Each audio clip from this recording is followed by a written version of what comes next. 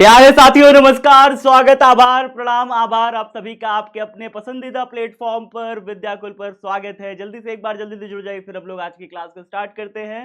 तो एक बार फिर से आप सभी का स्वागत, आभार, अभिनंदन आपके अपने पसंदीदा क्लास फिजिक्स क्लास में। जल्दी से जुड़ जाइए फटाफट। Good morning, good morning, good morning, कैसे हैं आप सभी? Good morning, good morning, good morning. Sunny, Nitesh, good morning, good morning. Jyoti, Sapna, good morning, good morning, good morning. कैसे हो सभी लोग? कैसे हो सभी लोग? कैसे हो, कैसे हो, कैसे हो? एक बार सारे साथियों को ढेर सारा आभार, प्यार, अभिनंदन, स्वागत है। जल्दी जल्दी जुड़ जाइए फटाफट, फिर कॉपी पेन निकाल लीजिए। आज पूरी क्लास हम लोग लिखते चलेंगे साथ साथ। कल की क्लास में लिखना नहीं हो पाया था, बट आज की क्लास में जो भी थ्योरीज रहेंगी, जो भी चीजें रहेंगी, सब कुछ लिखते चलेंगे, समझते चलेंगे, सब कुछ साथ साथ। ठीक है, तो कॉपी पेन अपने साथ साथ रखिएगा। सारी चीजें साथ साथ करेंगे, लिखेंगे भी साथ साथ, समझेंगे भी साथ साथ, सारी चीजें साथ साथ आगे बढ़ती जाएंगी। ठीक है, तो गुड मॉर्निंग आप सभी साथियों को। एक बार सारे साथी कॉपी पेन अपने साथ निकाल लें और साथ साथ नोट्स बनाएंगे, बातचीत नहीं करेंगे। दो नियम है क्लास का। पहला नियम, क्लास में बातचीत नहीं करनी है, क्लास में सिर्फ और सिर्फ कॉपी पेन निकाल के काम करना है। मैं कॉपी पेन निकाल के साथ साथ काम क्यों करवाता हूं भाई क्लास के दौरान? इसलिए करवाता हूं ताकि आपकी लिखने की प्रैक्टिस हो जाए, पहली चीज। दूसरी चीज, आप क्लास में बातचीत ना करो। दूसरी चीज, आप सिर्फ और सिर्फ पढ़ाई में मन लगाओ, ये नहीं कि आपस में बातचीत करने लग गए। ठीक है, तो इसलिए जो है कॉपी पेन अपने साथ साथ निकाल के रखे रहिए। पढ़ाई में मन लगेगा, नोट्स बनाते चलोगे, बाद में रिवीजन के लिए भी टाइम मिल जाएगा आपके लिए। ठीक है, अभी यहाँ नोट्स बन जाएगी तो बाद में रिवीजन का टाइम इस्तेमाल करोगे, वही टाइम है ना। तो फिर चलिए जल्दी जल्दी कॉपी पेन सारे साथी निकाल लें फटाफट, फिर उसके बाद स्टार्ट करते हैं। प्यारे साथियों, अगर आपको हैंड रिटन नोट्स लेना है तो दिए गए नंबर पर कॉल करके सारे विषयों के हैंड रिटन नोट्स ऑर्डर कर सकते हैं। बाकी अब आपकी स्वागत है ओंकार बैच की आपकी प्यारी सी फिजिक्स की क्लास में, आपकी अपनी पसंदीदा क्लास में स्वागत है। जल्दी जल्दी जुड़ जाइए फटाफट। प्यारे बच्चों, आज हम लोग चुंबकत्व और द्रव्य टॉपिक के अंतर्गत पृथ्वी के चुंबकत्व के अवयव पढ़ेंगे। पृथ्वी के चुंबकत्व के अवयव टॉपिक हम लोग पढ़ेंगे। निकल गई सबकी कॉपी पेन? भैया मैथ का टाइम चेंज करा दीजिए, मैथ और हिंदी का टाइम चेंज करा दीजिए। ओ, कहाँ दिक्कत आ रही है जी? मैथ और हिंदी के टाइम में कुछ दिक्कत है क्या? कौन वाली, हुंकार वाली कि हुंकार रिलोडेड वाली टाइम? कौन वाली टाइम चेंज कराना है, हुंकार वाली कि हुंकार रिलोडेड वाली? रिलोडेड वाली। क्या दिक्कत है हुंकार रिलोडेड वाली? कितने बजे टाइम है? मुझे तो मैंने अभी देखा ही नहीं। कुछ दिक्कत आ रही है क्या? चलो अभी देखेंगे, बाद में देख लेंगे, बाद में भी देख लेंगे। ठीक है, और सारे बच्चों को जो जो कंफ्यूजन था ना कि सर अगर हम इस बैच में पढ़ेंगे तो क्या मैं हुंकार रिलोडेड में नहीं पढ़ पाऊंगा, काफी सारे बच्चों का तो ये है कि सर क्या मैं इस बैच में भी रहूंगा, हुंकार रिलोडेड में भी रहूंगा? बिल्कुल साथियों, आपके लिए दोनों बैच के ऑप्शन ओपन रहेंगे। आप इसमें भी क्लासेस देख सकते हो, उसमें भी देख सकते हो, रिकॉर्डिंग आपको दोनों बैचों की मिलेगी। आप जब चाहे इस क्लास में जा सकते हो, जब चाहे उस क्लास में जा सकते हो। जो बच्चे इस क्लास में हैं उनके लिए रिलोडेड फ्री है, जो बच्चे यहाँ जुड़े हुए हैं हमारे मेन बैच में उनके लिए रिलोडेड फ्री है। वो रिलोडेड में जा जाके रिलोडेड की क्लासेस देख सकते हैं जब चाहे। तो प्यारे साथियों, चिंता किस बात की? चिंता तो करनी ही नहीं है यार।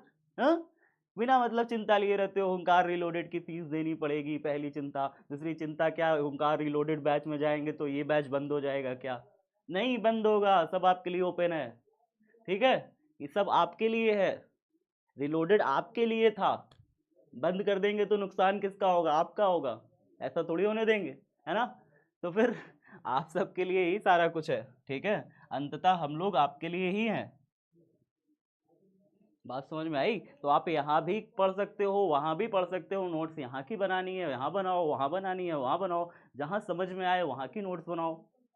एक बार पढ़ के देख लो सब जगह, फिर सौरभ भैया के पास आ जाना अगर कहीं ना समझ में आए तो मैं तो हूँ ही। ठीक है, एक बार सब जगह देख लो पूरी दुनिया में घूम घूम के। वैज्ञानिक ग्रोवर का मत, वैज्ञानिक ग्रोवर का मत आज समझेंगे। क्या क्या समझेंगे, देखिए आज क्या क्या समझेंगे भाई। टॉपिक तो देख लिया ना हम लोगों ने, टॉपिक देख लिया, आज क्या क्या पढ़ेंगे? पृथ्वी के चुंबकत्व के अवयव। अच्छा, वैज्ञानिक ग्रोवर का मत आज सीखेंगे। और क्या देखेंगे? कल हम लोगों ने गिलबर्ट का देखा था, कल हम लोगों ने गिलबर्ट की बात देखी थी कि गिलबर्ट नाम के वैज्ञानिक ने क्या क्या गलतियां करी। ठीक है, थोड़ा सा रिवीजन भी करेंगे उसके बारे में, फिर उसके बाद हम लोग देखेंगे। आज हम लोग क्या क्या देखेंगे? ग्रोवर का मत देखेंगे, पृथ्वी के चुंबकीय ध्रुव, चुंबकीय अक्ष और चुंबकीय निरक्ष के बारे में जानेंगे, पृथ्वी के चुंबकत्व के अवयव के बारे में जानेंगे। तो ये 3 चीज आज हम लोग पढ़ने वाले हैं प्यारे साथियों। चलिए आगे देखते हैं। तो वैज्ञानिक ग्रोवर के मत से स्टार्ट करेंगे, बट मैं चाहता हूं कि थोड़ा सा रिवीजन हो जाए, थोड़ा सा क्या हो जाए, रिवीजन हो जाए प्यारे बच्चों। कल क्या पढ़ा था, कल क्या पढ़ा था, थोड़ा सा रिवीजन हो जाए। क्या कहते हो, रिवीजन हो जाए, थोड़ा रिवीजन हो जाए, फिर उसके बाद आगे बढ़ते हैं। कॉपी पेन तब तक आप निकाल लो, ताकि ग्रोवर का मत पूरा लिखेंगे आज आपके सामने ही लिखेंगे, ताकि आपको बाद में लिखने की जरूरत ना पड़े। मैं चाहता हूं आप घर में सिर्फ और सिर्फ रिवीजन करो, क्लास में जो नोट्स बनानी है बना लो। घर में आपका जो भी टाइम जाए वो रिवीजन में जाए, ठीक है। जमीन के अंदर गर्मी होता है, बहुत ज़्यादा होता है। जमीन खोदोगे, जमीन के अंदर बहुत गर्मी होता है बाबू, ठीक है। जमीन के अंदर बहुत हीट होता है, बहुत ज़्यादा गर्मी होता है, तनी तुनी नहीं, बहुत गर्म होता है, ठीक है। तभी तो आप देखोगे ना लावा फटता है। कभी आपने लावा देखा है, लावा सुना है, ठीक है। लावा फट गया हो, ऐसे ऐसे होता है, इस तरीके से पहाड़ होते हैं और इसके ऊपर से ऐसा लावा फटता है। कभी देखा है आपने ये सब? ज्वाला, वो क्या कहते हैं, ज्वालामुखी कहते हैं, ज्वालामुखी विस्फोट, जानते हो कि नहीं जानते? इस तरीके से ज्वालामुखी फटता है। तो जमीन के अंदर गर्मी है, तभी ना जो ज्वालामुखी विस्फोट हो रहा है। ज्वालामुखी विस्फोट कैसे हो रहा है? जमीन के अंदर बहुत सारी गर्मी है, हीट है ना। चलो अब देखो, फिलहाल आज चीज़ों को समझते हैं, चीज़ों को समझते हैं थोड़ा सा। देखो क्या कह रहा है, देखो पहले कल हम लोगों ने क्या क्या जाना। कल हम लोगों ने जाना कि पृथ्वी के अंदर ना एक चुंबकीय सुई ले जा करके, एक चुंबकीय सुई कुछ इस तरीके से होती है, एक चुंबकीय सुई कुछ इस तरीके से होती है, ऐसे गोल गोल। आपने चुंबकीय सुई देख रखी है, उसमें चुंबक की बनी हुई एक सुई होती है। चुंबक की बनी हुई क्या होती है, एक सुई होती है, ऐसे टंगी होती है, ऐसे टंगी होती है।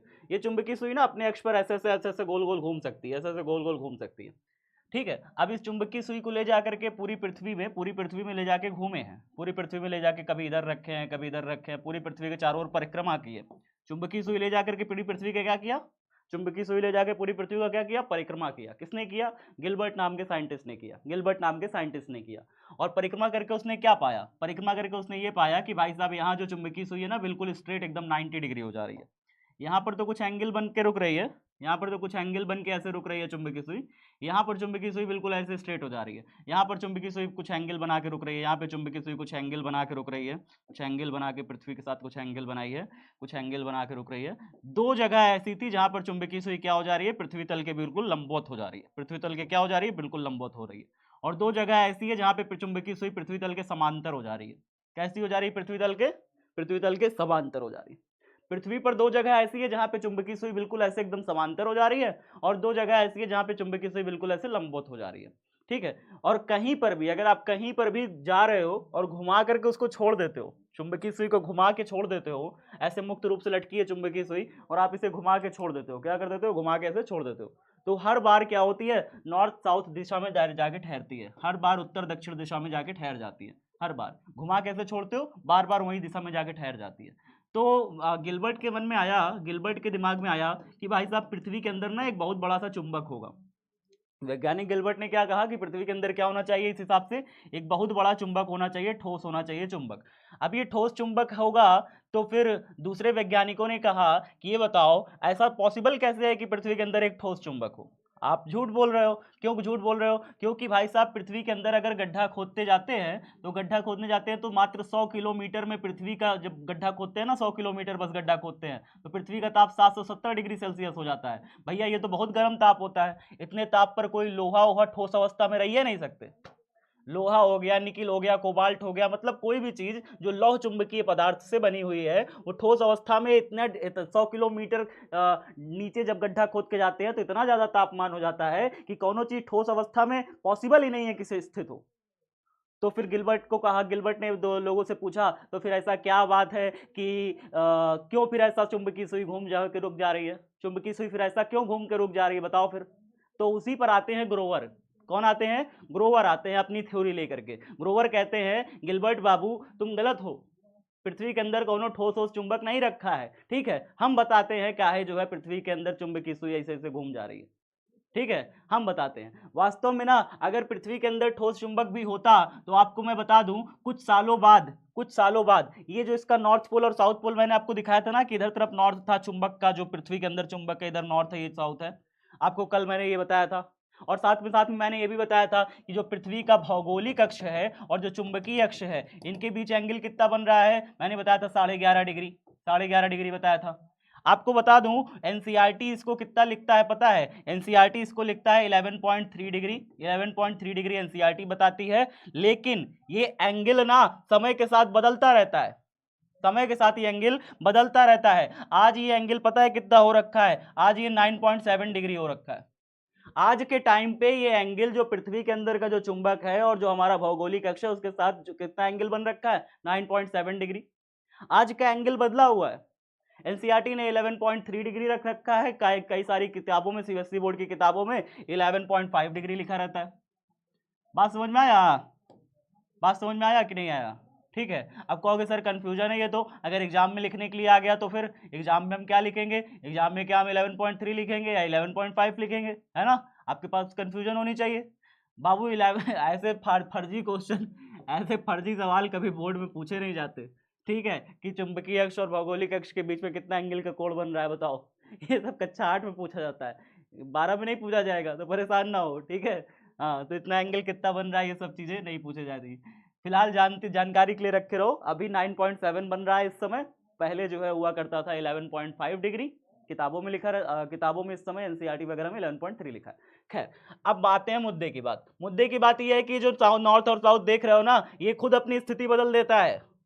ये खुद अपनी क्या कर देता है, स्थिति बदल देता है। लाखों साल बाद, मतलब तनी तुनी समय में नहीं, कई सौ साल बाद में ये अपनी स्थिति बदलता रहता है। मतलब कई लाख साल बाद ये अपनी स्थिति क्या कर देता है, नॉर्थ पोल से साउथ पोल कर देता है, साउथ पोल से नॉर्थ पोल कर देता है। बाप रे, ये चुंबक की स्थिति फिक्स नहीं है, ध्रुव फिक्स नहीं है। पृथ्वी का जो चुंबक है उसका ध्रुव फिक्स नहीं है भाई। उसका ना तो भौगोलिक अक्ष के साथ एंगल फिक्स है, उसका एंगल घूमता रहता है, और ना तो उसका जो है चुंबकीय ध्रुव फिक्स है, उसका ध्रुव भी कई लाख साल में बदलता रहता है। अच्छा, जब से मानव इतिहास शुरू हुआ है, जब से इंसानी जन्म शुरू हुआ है ना, जब से इंसान लोग पैदा हुए हैं, इंसान लोग लगभग हम मान के चले 5,000 साल पहले पैदा हुए होंगे। 5,000 साल पहले हम मान लेते हैं कि इंसान लोग जो है फले फूले।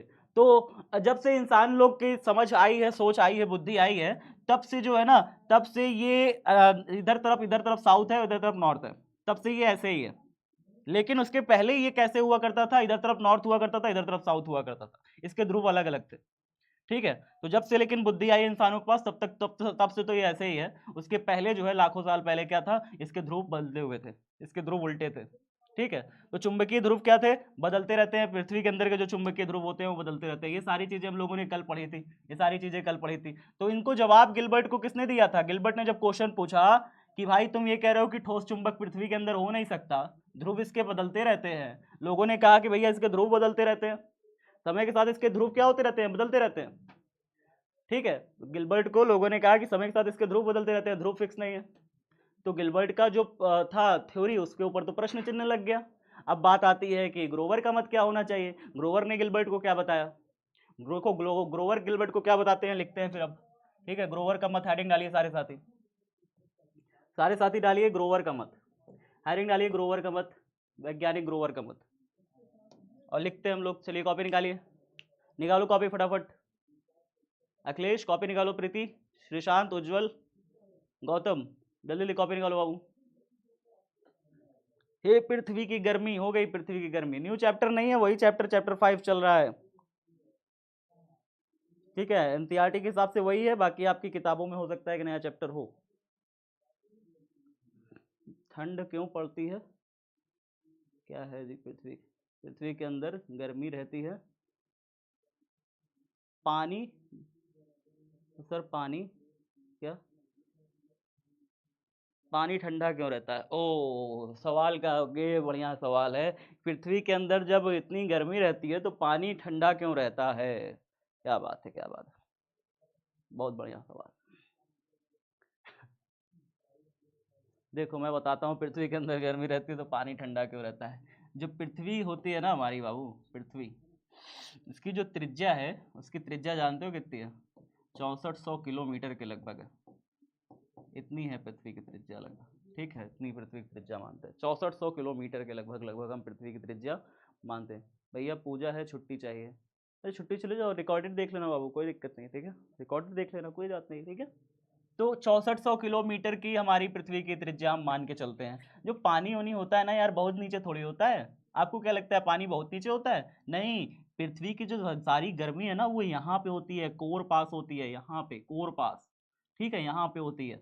यहाँ पे नहीं, 1-2 किलोमीटर नीचे ही पानी मिल जाता है यार। पानी के लिए बहुत ज्यादा गड्ढा थोड़ी ना खोदना पड़ता है, पानी तो यहीं रहता है। हाँ, पानी बहुत ज्यादा नीचे नहीं रहता है कि कोर में घुस गए। 6400 किलोमीटर समझ रहे हो कितना नीचे है? बहुत ज्यादा नीचे है यार ये। हाँ, तब पृथ्वी के सेंटर पाओगे। तो पानी उनी बहुत ऊपर ही रहता है, बहुत ज्यादा ऊपर नीचे नहीं रहता है, ठीक है। हाँ, इतना परेशान मत हो, पानी उनी बहुत नीचे नहीं रहता है पृथ्वी में, ठीक है। तो उतना ज्यादा गड्ढा खोदने का जरूरत नहीं मिलेगा, ठीक है ना।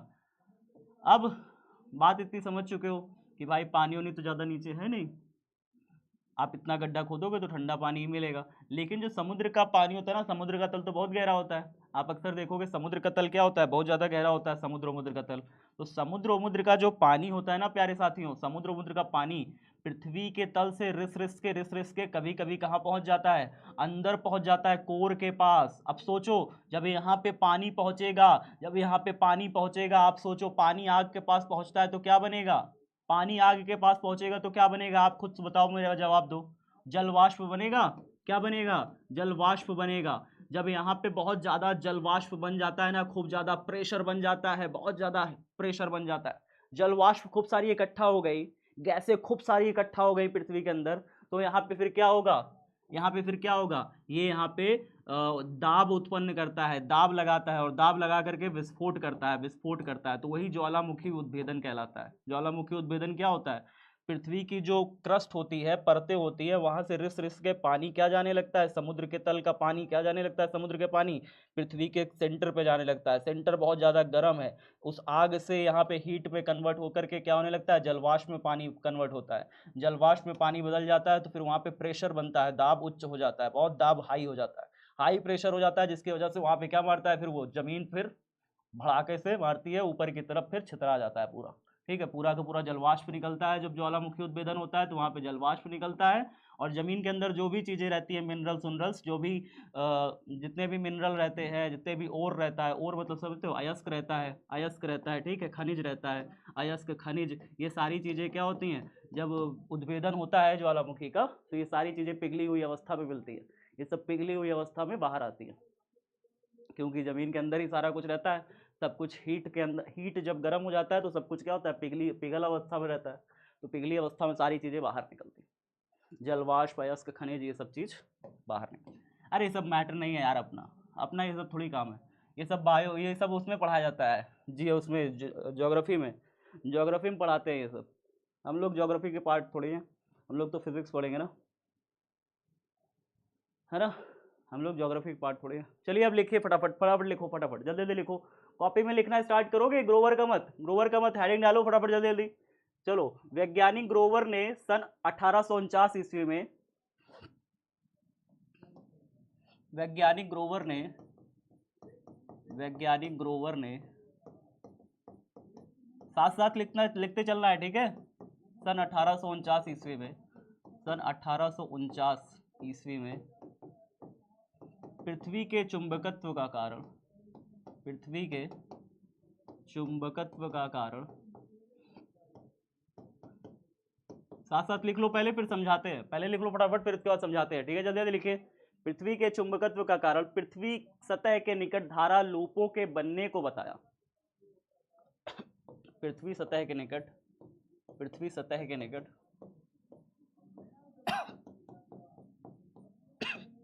धारा लूपों के बनने को बताया, धारा लूपों के बनने को बताया, बनने को बताया, खड़ी पाए, धारा लूपों के बनने को बताया। धारा लूप क्या होते हैं उसके बारे में हम लोग अभी जानेंगे, ठीक है। क्या लिखा है? वैज्ञानिक ग्रोवर ने सन 1849 ईस्वी में पृथ्वी के चुंबकत्व के कारण पृथ्वी सतह के निकट धारा लूपों के बनने को बताया। ये धाराएं सूर्य की गर्मी से उत्पन्न होती है और पृथ्वी के समीप वायुमंडल में गर्म होकर, ये धाराएं, यह धाराएं सूर्य की गर्मी से उत्पन्न होती हैं, सूर्य की गर्मी से उत्पन्न होती हैं, व पृथ्वी के समीप, पृथ्वी के पास, ठीक है, ये धाराएं सूर्य की गर्मी से उत्पन्न होती हैं और पृथ्वी के पास के वायुमंडल से गर्म होकर के संवहन धाराओं के रूप में ऊपर उठते हुए घर्षण उत्पन्न करती हैं। पृथ्वी के पास के वायुमंडल से यह धाराएं सूर्य की गर्मी से उत्पन्न होती हैं और पृथ्वी के पास के वायुमंडल से गर्म होकर के ऊपर उठते हुए के वायुमंडल से गर्म होकर, वायुमंडल से गर्म होकर ऊपर उठते हुए घर्षण उत्पन्न करती हैं, घर्षण उत्पन्न करती हैं। खड़ी पाई, घर्षण उत्पन्न करती हैं, ठीक है, आगे लिखिए, ठीक है। पृथ्वी की विषुवत रेखा के पास से उठकर गर्म वायु, पृथ्वी की विषुवत रेखा के पास से उठकर गर्म वायु उत्तर और दक्षिण ध्रुव की ओर जाते समय पृथ्वी की विषुवत रेखा जिसे हम लोग क्या कहते हैं, इक्वेटर भी कहते हैं, इक्वेटर से उठकर गर्म वायु पृथ्वी के अपेक्षाकृत ठंडे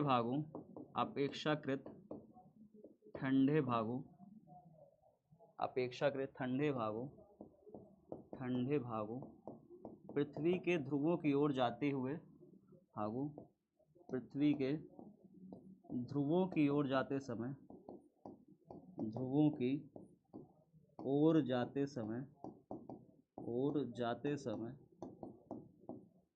क्या हो जाती हैं, विद्युतमय, इसको अंग्रेजी में कहते हैं इलेक्ट्रीफाई हो जाती हैं। खड़ी पाई,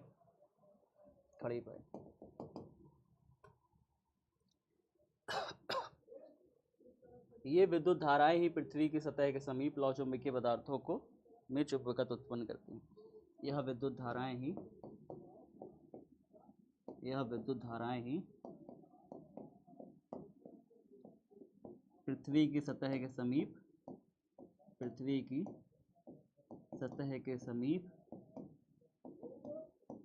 लौह चुंबकीय पदार्थों को क्या करती हैं, लौह चुंबकीय पदार्थों को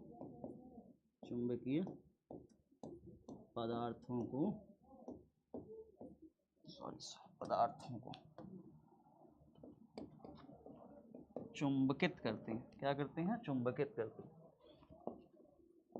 चुंबकित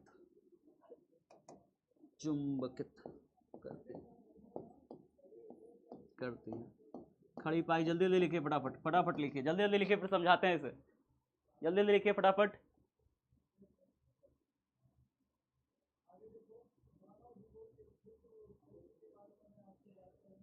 हो गया सबका, हो गया, जल्दी से बताइए भैया। एक टीचर अलग अलग,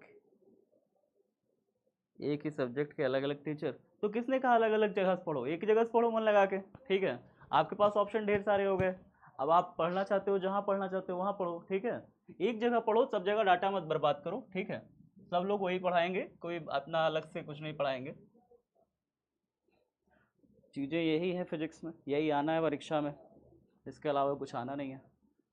तो वैज्ञानिक ग्रोवर ने सन 1849 में क्या बताया था, एक बार समझ लो प्यारे बच्चों, अगर लिख लिए हो तो, समझ लो जल्दी से। क्या सारे साथियों ने लिख लिया है,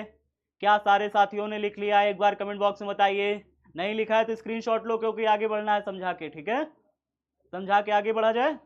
देखिए क्या लिखा है, सन 1849 ईस्वी में वैज्ञानिक ने बताया कि पृथ्वी के चुंबकत्व का जो कारण है, पृथ्वी के अंदर जो चुंबकत्व का कारण है, यानी पृथ्वी जो हमारी चुंबक जैसा व्यवहार कर रही है, इसकी वजह क्या है। उन्होंने बताया कि इसकी वजह है पृथ्वी के सतह के पास जो सतह है ना, इसके पास धारा लूप बन रहे हैं। क्या बन रहा है? धारा लूप बन रहा है। आप कहोगे सर ये धारा लूप क्या होता है, ये धारा लूप आखिरकार है क्या? तो बताता हूं, ध्यान से सुनिएगा। क्या लिखा है? धारा लूप क्या है? ये जो धाराएं हैं वास्तव में रेडिएशंस हैं। क्या है? रेडिएशन। जो सूर्य है ना, सूर्य से ये रेडिएशन आता है। रेडिएशन जानते हैं? विकिरण। सूर्य से विकिरण आती है। जो सूर्य की रोशनी है वो विकिरण के रूप में इस तरीके से ऐसे ऐसे चलती है।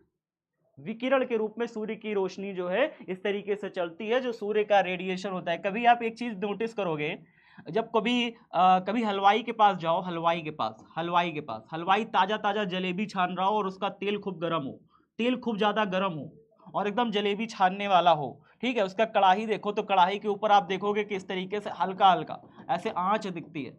आंच देखे हो आप कभी? आंच जानते हो क्या होता है? जो तेल एकदम खूब गर्म होता है ना, तो इसके ऊपर ऐसे ऐसे ऐसे ऐसे आंच दिखती है।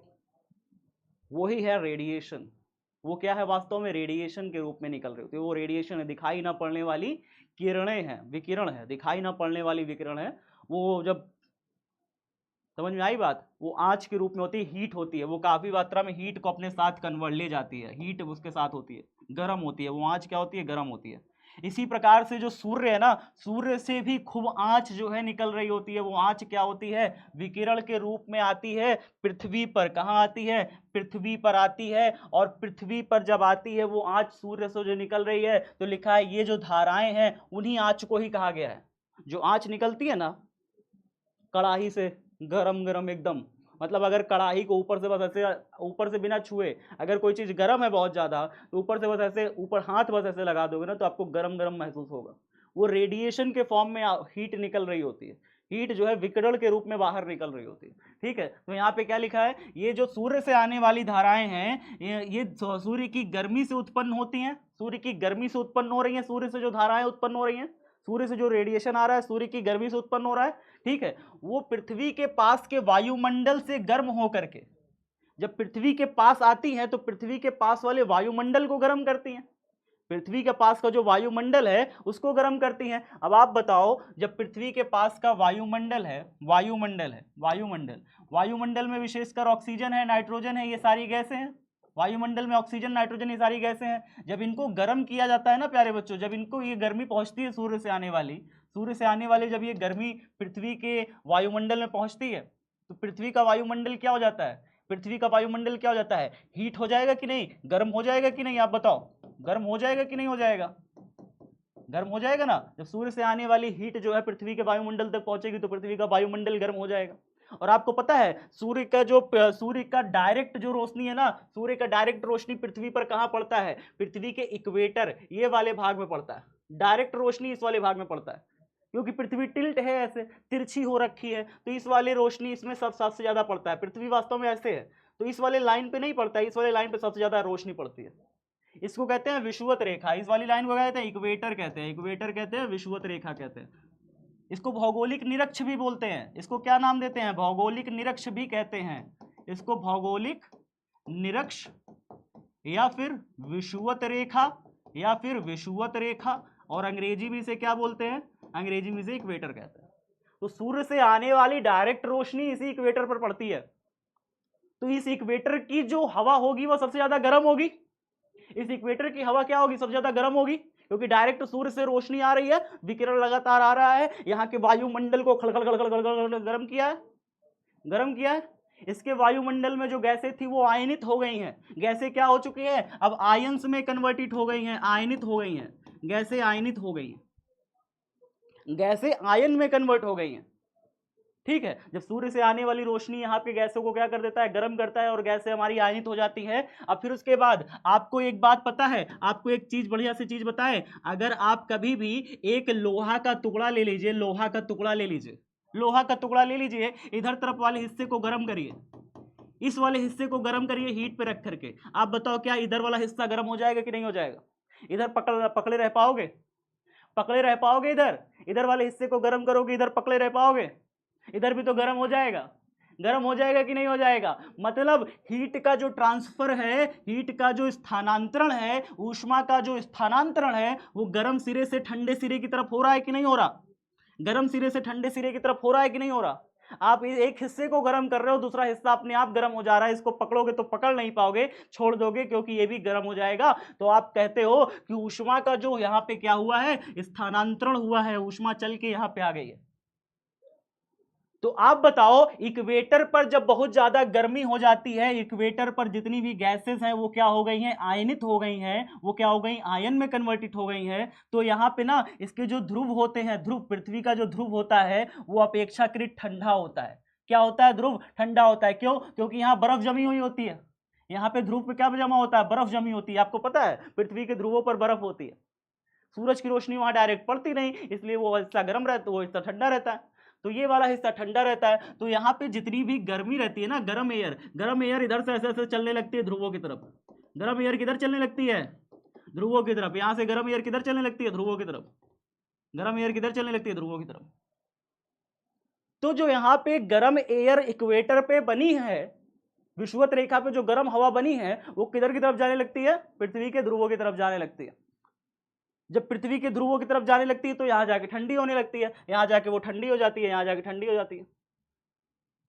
तो ग्रोवर कहते हैं इसी वजह से यहाँ पे जो धारा लूप होता है ना, यहाँ पे जो धारा लूप बन गया है इस तरीके से, हवाओं का जो धारा लूप बन गया है आयनों का, वास्तव में ये गैसें आयन में कन्वर्टित हो गई थी, आयन में कन्वर्टित हो गई। और आयन कैसे होते हैं, आवेशित होते हैं। आयन कैसे होते हैं बाबू, आवेशित होते हैं। कभी आपने देखा है ना, NaCl जो भी होता है, अगर इसे तोड़ देते हैं, आयन में कन्वर्टेड कर देंगे तो ये Na+ और Cl- बन जाएगा। ठीक है, अगर O2 भी है, अगर ये टूट जाएगा, इसको गर्म करोगे, O2 को भी टूट रहा है तो O2- बन जाएगी, आयन में कन्वर्ट हो गया कि नहीं हो गया। तो आयन जो होते हैं वो आवेशित होते हैं। तो ये कहता है कि जब आवेशित, ये सारे आवेशित आयन जब इधर से इधर गति करने लगते हैं ना, तो ये विद्युत धारा की तरह व्यवहार करते हैं। किसकी तरह व्यवहार करते हैं, विद्युत धारा की तरह व्यवहार करते हैं। और जब ये विद्युत धारा की तरह व्यवहार करते हैं ना प्यारे बच्चों, तो फिर आसपास का पृथ्वी की सतह के समीप यहाँ पे जो भी चुंबक उम्बक होगा ना, पृथ्वी की सतह के समीप, चुंबक, सॉरी मैं कह रहा हूँ चुंबक कह रहा हूँ, पृथ्वी की सतह के नीचे जितना भी हमारा लोहा निकिल कोबाल्ट होगा, लोहा निकिल कोबाल्ट होगा, लोहा निकिल कोबाल्ट होगा, जब ये पूरा का पूरा एक धारा लूप बन जाएगा, धारा लूप बन जाएगा, तो आपको कल मैंने एक चीज बताया था, याद होगा, कल मैंने एक चीज बताया था कि अगर कोई भी परिनालिका है जिसमें धारा बहती है, परिनालिका में धारा बहती है, इसके अंदर अगर मैं कोई नरम लोहा की अगर ऐसे सुई रख देता हूँ, नरम लोहा इसके अंदर रख देता हूँ, तो नरम लोहा मेरा क्या बन जाता है बताओ, नरम लोहा मेरा किसकी तरह व्यवहार करने लगता है बताओ, चुंबक की तरह व्यवहार करने लगता है कि नहीं, चुंबक की तरह व्यवहार करने लगता। कल बताया था ना कि परिनालिका में अगर धारा बहा देते हैं, परिनालिका में धारा बहा देते हैं, इसके अंदर कोई नरम लोहा रख देते हैं, तो नरम लोहा मेरा चुंबक की तरह व्यवहार करने लगता है। तो यही बात इन्होंने यहाँ पे भी कही, वही बात इन्होंने यहाँ पे भी कही। ग्रोवर ने क्या कहा, ग्रोवर ने दुनिया को बताया कि भैया जब यहाँ पे गर्म हवा हो जाती है, गर्म हवा आयनों के रूप में कन्वर्ट हो जाती है, आयनित हो जाती है, तो आयन जो है ना, वो आयन इधर की तरफ ठंडा ठंडा जो प्रदेश है, ठंडा प्रदेश हमारा कौन है, ध्रुवों के पास, ध्रुवों के पास ना बर्फ होती है, बर्फ जमी होती है, तो ये ठंडे प्रदेश की तरफ जाने लगते हैं हमारे सारे आयंस। हवाएं चलती हैं, हवाओं की मदद से ठंडे प्रदेश की तरफ पूरा आयन जाने लगता है, गति करने लगता है। जब ठंडे की तरफ जाने लगता है प्यारे बच्चों, तो यहाँ पर विद्युत धारा की तरह, विद्युत धारा की तरह आवेश जब गति करता है, जब आवेश गति करता है तो इसी को तो विद्युत धारा कहा जाता है। आवेश गति करता है तो विद्युत धारा कहा जाता है कि नहीं, आवेशों की गति को ही तो धारा कहा जाता है। तो ये आवेश जितने भी थे वायुमंडल में, ये सारे आवेश इधर की तरफ जब गति करने लग गए तो ये विद्युत धारा की तरह व्यवहार करने लग गए। जब विद्युत धारा की तरह व्यवहार करने लग गए तो पृथ्वी की सतह के निकट, पृथ्वी की सतह के मतलब गड्ढा खोदो पृथ्वी के भीतर, जितने भी हमारे पास लोहा निकिल कोबाल्ट ये सब थे, ये सब क्या बन गए, ये सब क्या बन गए प्यारे बच्चों, पृथ्वी के अंदर, ये सब पृथ्वी के अंदर क्या बन गए, इन्हीं धाराओं के कारण। यही धाराएं आती रही, जाती रही, आती रही, जाती रही, और इन्हीं धाराओं के कारण हमारा जो पृथ्वी की सतह के निकट था जितना भी लोहा निकिल कोबाल्ट पृथ्वी के अंदर है, वो क्या बन गया, वो क्या बन गया, लोहा निकल कोबाल्ट ये सब क्या बन गया, चुंबक बन गया प्यारे बच्चों, और कुछ नहीं। क्या बन गया, चुंबक बन गया और कुछ नहीं। बात खत्म, इतनी सी बात है। एक बार रिपीट कर दे रहे बाबू, ध्यान से देखना, ठीक है, एक बार रिपीट कर दे रहे, ध्यान से देखना, ठीक है, एक बार फिर से समझा दे रहा हूँ, ध्यान से देखना।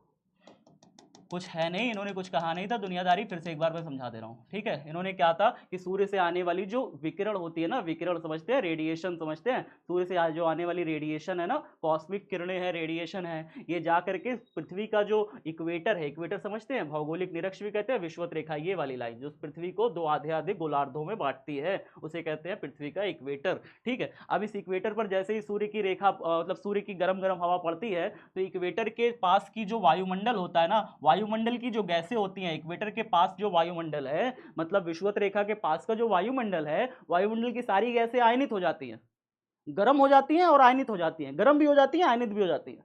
अब गर्म और आयनित साथ साथ हो गई हैं तो फिर क्या होता है, गर्मी का एक गुण होता है, गर्मी का एक गुण होता है कि वो ठंडा ठंडे इलाके की तरफ गति करती है। ऊष्मा का एक व्यवहार होता है कि वो ठंडे इलाके की तरफ गति करती है। जैसे आप कोई लोहा ले लो, लोहा के एक हिस्से को गर्म करो तो आपका इधर वाला हिस्सा अपने आप गर्म हो जाएगा, ठंडा वाला हिस्सा अपने आप गर्म हो जाएगा। क्यों? क्योंकि ऊष्मा जो है ना, गर्म से ठंडे की तरफ चलती है, ऊष्मा हमेशा गर्म से ठंडे की तरफ चलती है। ठीक है, तो वही मैंने कहा कि भैया अगर इक्वेटर वाले हिस्से को अगर आप गर्म करोगे, मतलब ये वाला हिस्सा अगर आप गर्म हो गया सूर्य की वजह से, तो यहाँ पे जितने भी आयन हैं, जितने भी हमारे आवेशित कण हैं, वो सारे के सारे किधर की तरफ गति करने लगते हैं, अपेक्षाकृत ठंडे भाग, यानी कि ध्रुवों की तरफ अपने आप चल के जाने लगते हैं।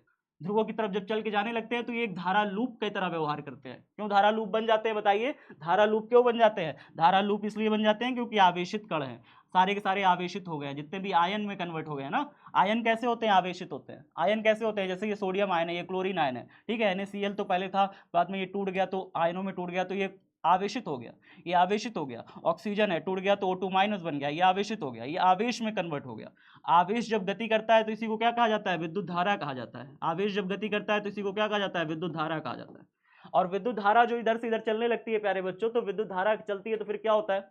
विद्युत धारा जब चलती है तो क्या होता है? जो हमारी पृथ्वी की सतह के अंदर, पृथ्वी की सतह के अंदर जितने भी हमारे लोहा, निकिल, कोबाल्ट, इतने भी लौह चुंबकीय पदार्थ हैं, वो सब क्या बन जाते हैं? चुंबक की तरफ, चुंबक की तरह व्यवहार करने लगते हैं। क्या किसकी तरह व्यवहार करने लगते हैं? चुंबक की तरह व्यवहार करने लगते हैं। कल मैंने आपको पढ़ाया था कि अगर कोई भी लोहा, निकिल, कोबाल्ट, उसको अगर आप धारावाही परिनालिका के अंदर रख देना तो फिर वो क्या बन जाता है? चुंबक की तरह व्यवहार करने लगता है। यही वजह थी कि यहाँ पर जब धारा लूप चलने लगता है, जब ये धारा लूप ऐसे ऐसे चलने लगता है पृथ्वी के अंदर से होकर के, धारा लूप ऐसे चलने लगता है पृथ्वी के चारों तरफ से, तो पृथ्वी के अंदर का जितना भी लोहा, निकिल, कोबाल्ट है, वो सब क्या होने लगता है? वो सब चुंबक की तरह व्यवहार करने लगता है। जब धारा लूप ऐसे ऐसे चलने लगता है ना पृथ्वी के चारों तरफ, गर्म हवा ठंडी की तरफ, ठंडी हवा गर्म की तरफ, इस तरीके से जब धारा लूप चलने लगता है तो पृथ्वी के अंदर जितना भी लोहा, सोना, चांदी, जितना भी सब कुछ है ना, वो सब चुंबक की तरह व्यवहार करने लगता है। बात समझ में आ गई कि नहीं आ गई? ग्रोवर का मत समझ में आया कि नहीं आया? जल्दी बताओ एक बार। 2 बार रिपीट तो कर दिए यार। बाकी इतना लिखने वाला काम ये है, देखो ऊपर की ओर घर्षण उत्पन्न करती है पृथ्वी का विषुवत रेखा से उठ करके गर्म हवा व गर्म वायु पृथ्वी के अपेक्षाकृत ठंडे भागों में पृथ्वी के ध्रुवों की ओर जाते समय विद्युतमय यानी इलेक्ट्रीफाई हो जाती है, या विद्युत धाराएं ही पृथ्वी की सतह के समीप लौ चुंबकीय पदार्थों को क्या करती है? चुंबकित करती है। इतना लिख लो प्यारे बच्चों जल्दी से। हो गया सबका? जल्दी बताइए कमेंट बॉक्स से फटाफट। हो गया सारे साथियों का?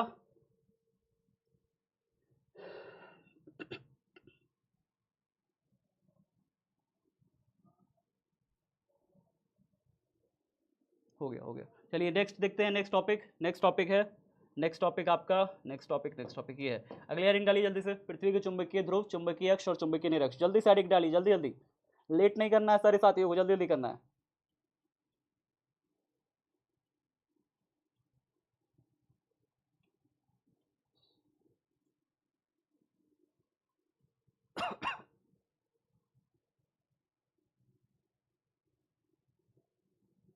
देखिए अब इसके अंदर लिखे, यदि हम चुंबकीय सुई को, यदि हम चुंबकीय सुई को, यदि हम चुंबकीय सुई को, चुंबकीय सुई को डोरी से बांधकर, डोरी से बांधकर, डोरी से बांधकर, ठीक है, पृथ्वी के चारों ओर, चारों ओर परिक्रमा करें, चारों ओर, चारों ओर परिक्रमा करें।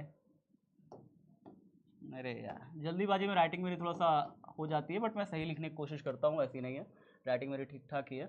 यदि हम चुंबकीय सुई को डोरी से बांधकर, डोरी से बांधकर क्या करते हैं? पृथ्वी के चारों ओर परिक्रमा करते हैं, परिक्रमा करते हैं, परिक्रमा करते हैं, ठीक है। यदि हम चुंबकीय सुई को डोरी से बांधकर पृथ्वी के चारों ओर परिक्रमा करते हैं तो 2 स्थानों पर चुंबकीय सुई पृथ्वी के तल के लंबवत, ठीक है, तो 2 स्थानों पर, 2 स्थानों पर, 2 स्थानों पर चुंबकीय सुई, चुंबकीय सुई पृथ्वी के तल के लंबवत, पृथ्वी के तल के लंबवत, 2 स्थानों पर चुंबकीय सुई पृथ्वी के तल के लंबवत लंबवत व अन्य दो स्थानों पर चुंबकीय सुई पृथ्वी के तल के समांतर हो जाती है। चुंबकीय सुई पृथ्वी के तल के समांतर हो जाती है। समांतर हो जाती है। ठीक है, खड़ी पाई, इतना नोट करिए जल्दी से।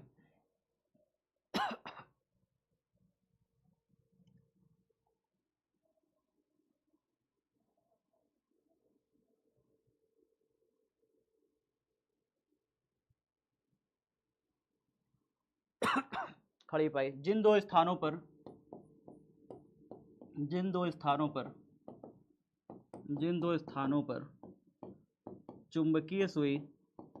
चुंबकीय सुई पृथ्वी के तल के लंबवत होती है।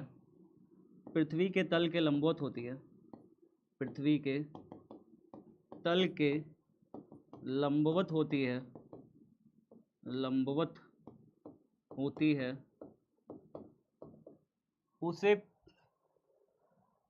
उसे क्या कहेंगे? उसे पृथ्वी के चुंबकीय ध्रुव कहते हैं। उसे पृथ्वी के लिख रहे हो कि नहीं भैया? लिखते रहा करो साथ साथ जब मैं लिखा करूं तो। पृथ्वी के चुंबकीय ध्रुव कहते हैं। चुंबकीय ध्रुव ब्रैकेट में लिखेंगे मैग्नेटिक पोल कहते हैं। खड़ी पाई।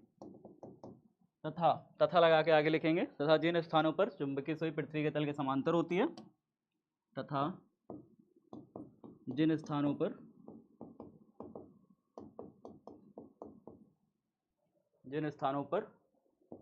चुंबकीय सुई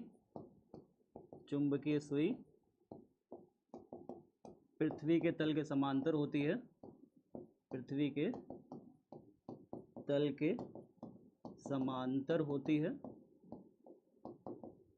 उसे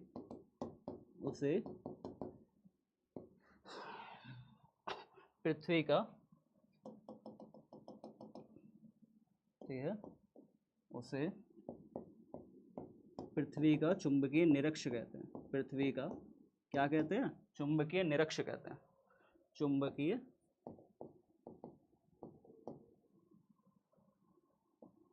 ठीक है, चुंबकीय क्या कहेंगे? पृथ्वी का चुंबकीय निरक्ष कहते हैं।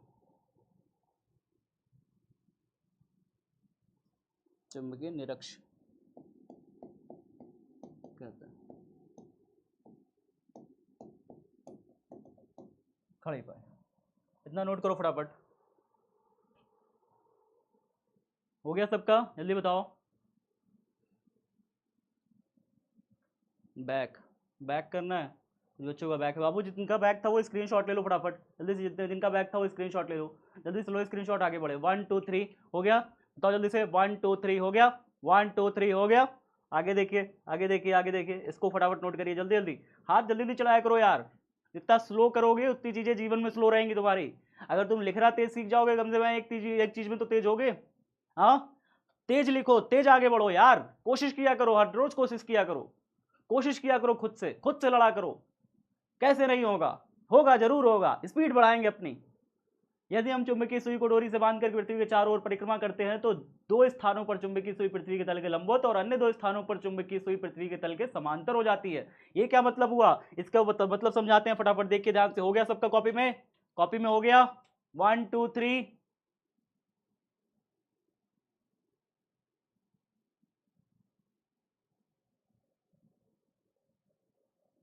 भैया ऑब्जेक्टिव क्वेश्चन कब लाइएगा? ऑब्जेक्टिव कल संडे, कल टेस्ट है ना, कल लाएंगे। कल टेस्ट है, कल लाएंगे ऑब्जेक्टिव। ठीक है, परेशान क्यों हो रहे हो? कल टेस्ट है, कल लाएंगे ऑब्जेक्टिव।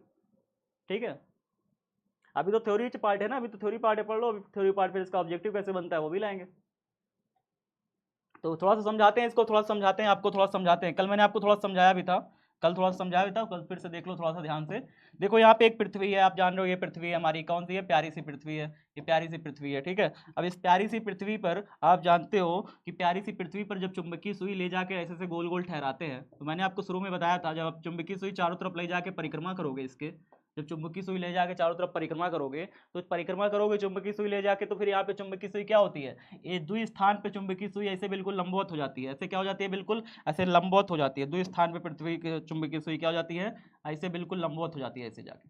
जबकि द्वि स्थान जो ऐसे होते हैं ना, द्वि स्थान ऐसे होते हैं जहाँ पे चुंबकीय सुई क्या होती है, बिल्कुल समांतर हो जाती है। कैसी हो जाती है, समांतर हो जाती है, मतलब बिल्कुल ऐसे ऐसे ऐसे हो जाती है, ऐसे ऐसे हो जाती है, पृथ्वी के तल के समांतर हो जाएगी। तो द्वि स्थान होंगे जहां पे चुंबकीय सुई बिल्कुल ऐसे ऐसे समांतर पाई जाती है, और द्वि स्थान होती है जहां पे चुंबकीय सुई ऐसे ऐसे लंबवत होती है। तो जहां पे चुंबकीय सुई ऐसे लंबवत हो जाती है, अगर मैं उन रेखा को मिलाऊं, उन रेखा को ऐसे करके मिलाऊं, ऐसे करके उन रेखा को मिलाऊं ऐसे करके, तो ये क्या बनता है हमारा, ये चुंबकीय अक्ष बनता है। ये क्या बनता है हमारा, चुंबकीय अक्ष बनता है प्यारे बच्चों, पहले तो समझिए। जहां पर चुंबकीय सुई समान लंबवत हो जाती है उसे कहते हैं चुंबकीय अक्ष। क्या कहेंगे, चुंबकीय अक्ष कहेंगे। जब चुंबकीय सुई बिल्कुल ऐसे क्या हो जाएगी, लंबवत हो जाएगी, तो यहाँ पे कहेंगे चुंबकीय अक्ष। और जब चुंबकीय सुई ऐसे पैरेलल हो जाएगी, बिल्कुल समांतर हो जाएगी जिन दो स्थानों पर, वहां पे जब लाइन खींचिएगा, वहां पे जब लाइन खींचिएगा, वहां पे जब लाइन खींचिएगा, जब चुंबकीय सुई बिल्कुल ऐसे पैरेलल हो जाए, तो उस बिंदु को क्या कहेंगे, उस बिंदु को क्या कहेंगे, चुंबकीय निरक्ष। इस लाइन को क्या कहेंगे, इस लाइन को क्या कहेंगे, चुंबकीय निरक्ष बोलेंगे, निरक्ष बोलेंगे। चुंबकीय अक्ष और चुंबकीय निरक्ष हमेशा 90 डिग्री एंगल पर होगा। बात समझ में आ रहा है कि नहीं आ रहा, बताइए सबको, बात समझ में आया, बात समझ में आया, आया कि नहीं आया भाई। मैंने क्या कहा कि दो स्थानों पर जब चुंबकीय सुई ले लेके घूमोगे, अन्य स्थानों पर चुंबकीय सुई कोई एक निश्चित कोण पर हो सकती है, बाकी सारे स्थानों पर चुंबकीय सुई किसी निश्चित कोण पर होगी, ऐसे ऐसे बनी होगी। लेकिन दो स्थान ऐसे होंगे जहां पे चुंबकीय सुई बिल्कुल ऐसे एकदम 90 डिग्री ऐसे होगी, बिल्कुल ऐसे 90 डिग्री होगी। बाकी सारे स्थानों पर चुंबकीय सुई कैसे भी कोण पर ठहरी रहेगी, कैसे भी कोण बना के ठहरी रहेगी, लेकिन दो स्थान पर चुंबकीय सुई बिल्कुल ऐसे 90 डिग्री होगी, और बाकी दो स्थानों पर चुंबकीय सुई बिल्कुल ऐसे ऐसे ऐसे होगी, बिल्कुल ऐसे पैरेलल होगी, समांतर होगी। तो यहाँ पर समांतर होगी, जहां पर वहां से जाने वाली जो काल्पनिक रेखा होगी, वहां से होकर के गुजरने वाली काल्पनिक रेखा क्या कहलाएगी, चुंबकीय निरक्ष कहलाएगी। और जो हमारी लंबवत हो जाएगी वो हमारे चुंबकीय ध्रुव कहलाते हैं, और चुंबकीय ध्रुवों से होकर के जाने वाली काल्पनिक रेखा क्या कहलाती है, चुंबकीय अक्ष कहलाती है। बात समझ आई, बात समझ में आया कि नहीं आया, इतनी बात यार कि बातें करते रह जाते हो, मैं यहाँ चिल्लाता रह जाता हूँ, बात ही में बिजी रहते हो, दुनिया भर की बात, पता नहीं कहां से इतनी बात आवती, इतनी बात कैसे आती है जी।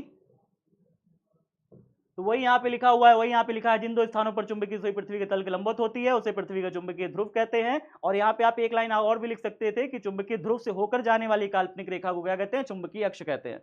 पर चुंबकीय सुई पृथ्वी के तल के लंबवत होती है, जिन स्थानों पर चुंबकीय सुई पृथ्वी के तल के समांतर होती है उस वजह से पृथ्वी का क्या कहते हैं, चुंबकीय निरक्ष कहते हैं।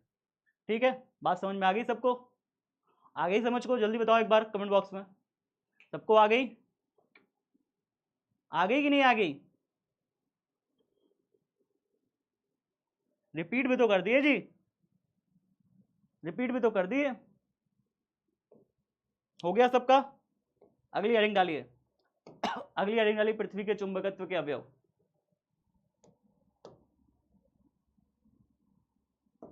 अगली हेडिंग डालिए, पृथ्वी के चुंबकत्व के अवयव।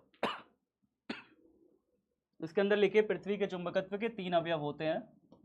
पृथ्वी के चुंबकत्व के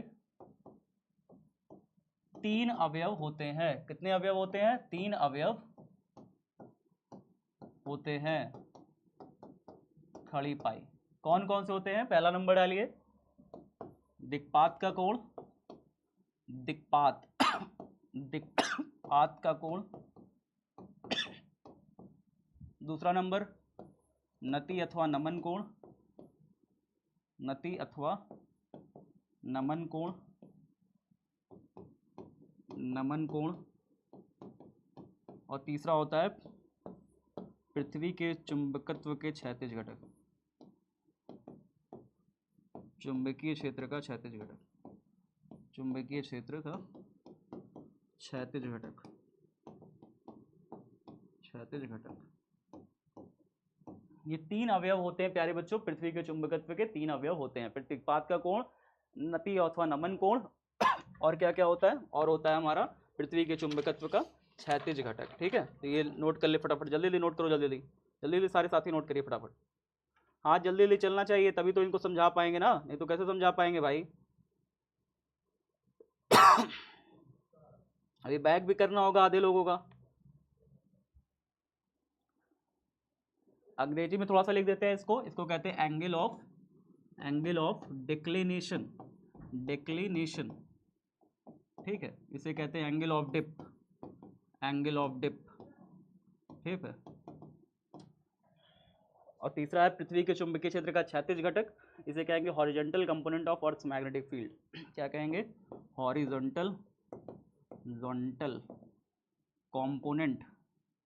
components of earth's magnetic field.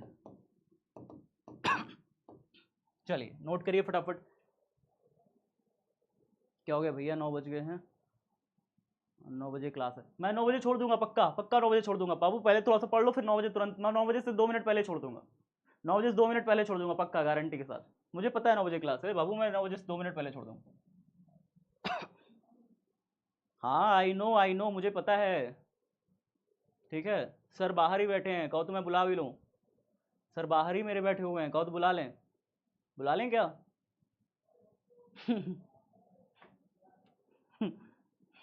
Sir मेरे साथ ही हैं। चलो लेकिन थोड़ा पढ़ लेते हैं, नहीं तो फिर बुलाने उलाने में वो भी टाइम बर्बाद हो जाएगा, ठीक है। थोड़ा पढ़ लो, टाइम नहीं अपने को बर्बाद करना है ना।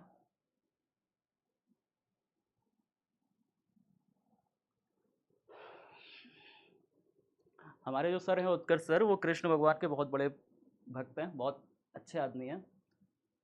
कृष्ण जो आपने कभी इस्कॉन का नाम सुना है? कभी इस्कॉन का नाम सुना है? इस्कॉन का नाम, इस्कॉन कौन कौन जानता है? इस्कॉन के बारे में जानते हो कोई?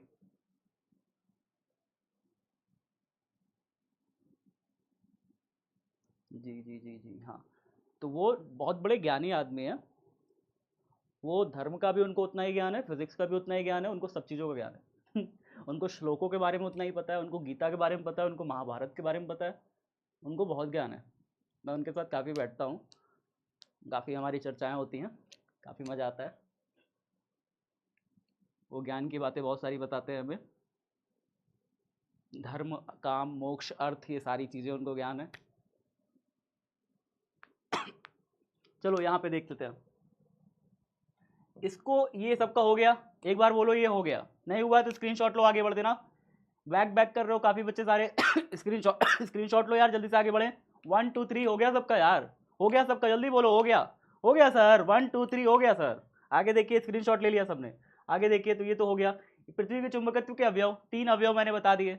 अब बारी है, ये होते क्या हैं? ये दिक्पात का कोण, नति कोण, ये चुंबकत्व का क्षैतिज घटक, ये होते क्या है? आज समझ लेंगे, कल लिख लेंगे। आज इनको समझ लेंगे, कल लिख लेंगे। बस समझ लो, 2 मिनट दे दो, समझ लेंगे। 2 मिनट दो इनको, सबको समझ लेंगे। क्या है, कुछ नहीं है ये तो। आज बस समझ लो, कल लिख लेंगे यार। उत्कर्ष सर इंग्लिश मीडियम के सर है। वो दोनों मीडियम पढ़ाएंगे, साथ साथ बाइलिंगुअल है, ठीक है। आपकी क्लासेस जो चलेगी वो बाइलिंगुअल चलेगी, इंग्लिश हिंदी साथ साथ चलेगी।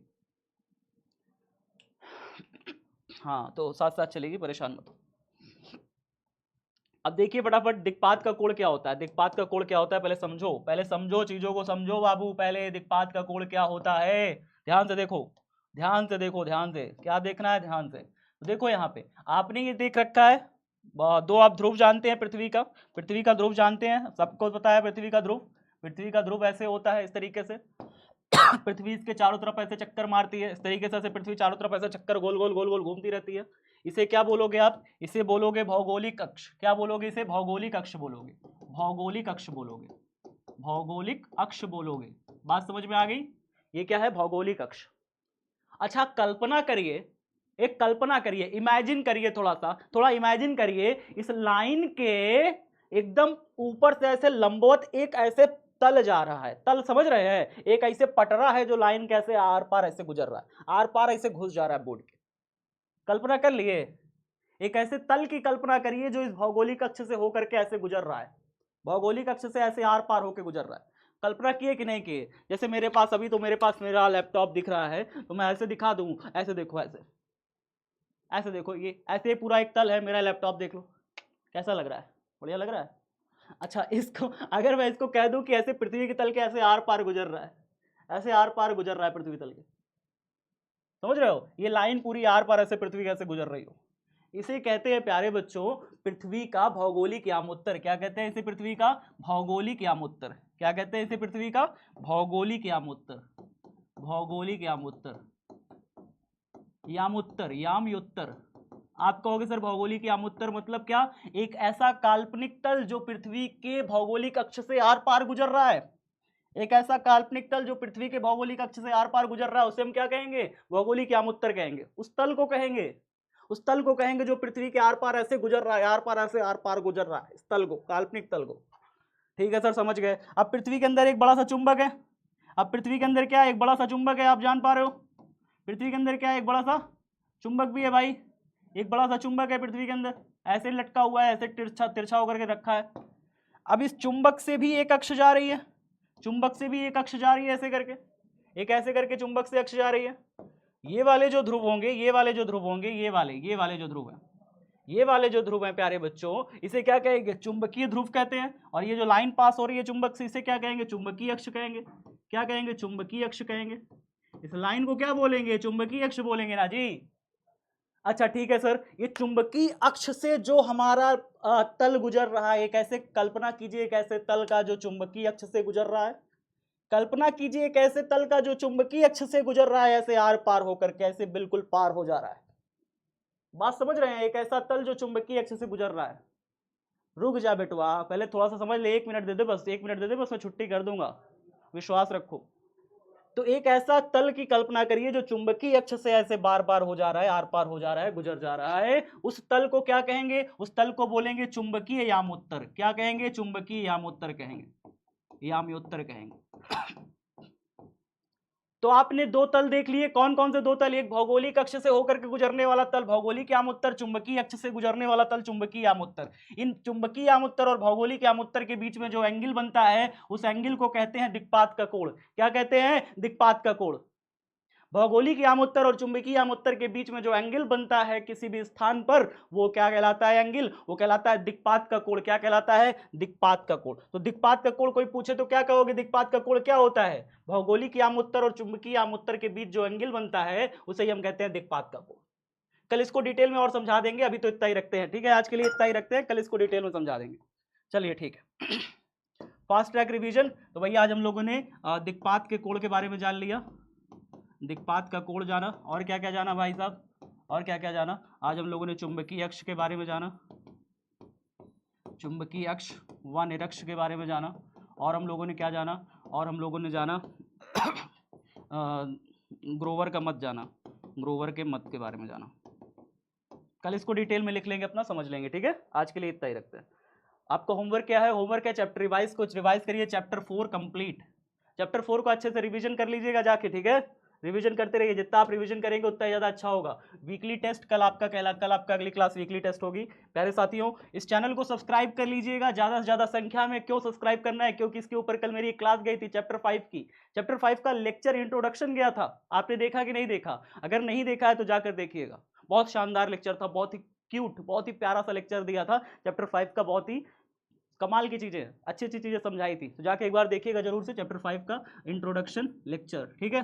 कल की क्लास का। और धन्यवाद, जुड़े रहे ओंकार बैच के साथ।